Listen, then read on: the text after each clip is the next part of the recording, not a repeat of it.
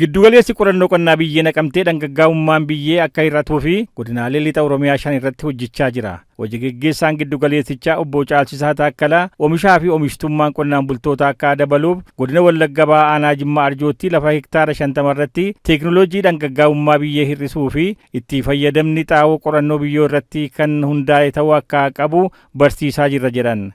Guyyaa irraa kanas Aanaa Jimmaa Arjoo keessatti hojiilee qorannoof qo'annootiin argaman itti fayyadamni xaa'oo bu'aa qorannoo irratti ta'uu qaba kan jedhamu waggoota 4-5 darbaniif si waliin kan hojjetaa turre amma bifa kilaasteraadhaan teekinooloojii barsiisuudhaaf kan gidduu keessanitti argamne jechuudha.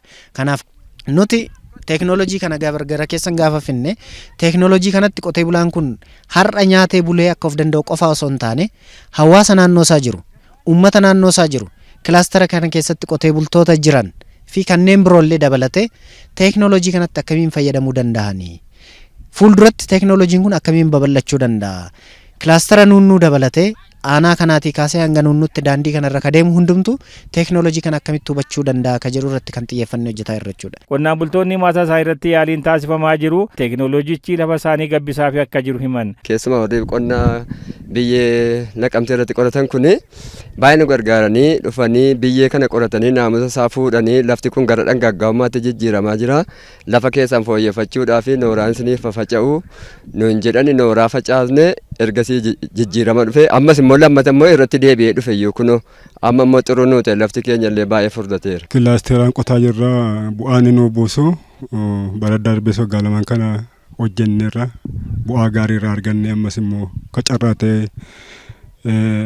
nooraan argata lafti kun lafti dadhabes funuu fooyya'aa deeme. Jijjiiramni nuyi argine nooraan kun baay'ee lafa kana nuu fooyyessee lafa kana dhangaggaa'ummaa isaa nuu balleesseetii baay'ee sirraa callaa guddaa hin arganna jennee baay'ee itti gammanna. Teekinooloojiin kun sirriitti bu'a qabeessa akka ta'u qonnaan bultootaan deeggarra kan jedhan itti gaafatamaa itti aanaa waajjira qonnaa aanaa Jimmaa Arjoo obbo Girmaa Jiraataati. Nooraa dhufe kana kallattiidhaan lafa isaatti dabalamee akka inni asiidummaa biyyee hir'isuu danda'u hawaasni keenyas qonnaan bulaa keenyas akka ogummaatti ogummaa keenyaan deeggarsaan qonnaan bulaa bira dhaabannee deeggarra jechuudha. Bulchaan aanaa Jimmaa Arjoo obbo Ibbisaa Tolasaa asiiditii biyyee hir'isuudhaafis nooraa dhiyeessaniitu jarri kun kan isaan wajjin hojjechaa jiru. Qonnaan bultoonni iddoo kanattis argamtan dhaamsa nu isinii qabnu akka waliigalaatti ufii keessan faayidaa irraa argattanii bu'aa irraa argattanii hawaasa isinii dhaanee jiruuf immoo bu'aa guddaa argachuu akka danda'uuf isinirraa barachuu akka danda'uuf akka barsiistan dhaamsa keenya isinii dabarsuu barbaanna.